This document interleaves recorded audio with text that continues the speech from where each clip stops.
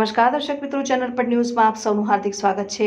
વાઘોડિયા હીરા વંશી મિત્ર મંડળ અને નાની ભાગોળ લાડલાથી શ્રીજી ભગવાન રામ રૂપે આવ્યા અને વાઘોડિયામાં શાનદાર સ્વાગત કરવામાં આવ્યું।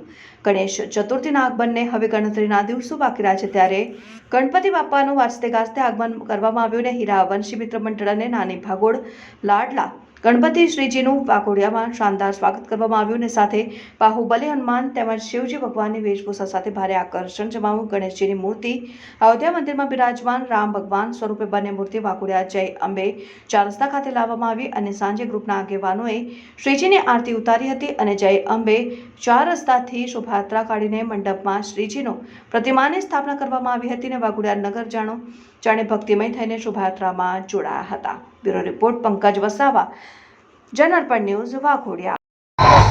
આજે વાઘોડિયામાં 1/9/2024ના રોજ ગણપતિનું આગમન થવાના કારણે આજે વાઘોડિયાની અંદર ઉંદાવન ચોક લાડલા ગણપતિ બાપા જે એપીએમસી આગળ છે અને હીરાવંશી મંડળ દ્વારા જે આયોજન કરવામાં આવ્યું છે એ બહુ ખૂબ મોટી સંખ્યામાં વાઘોડિયા નગરજનો હાજર છે અને સારી રીતે ભવ્યથી ભવ્ય સવારી બાપાની તન મન ધનથી આગમન કરી રહ્યા છે।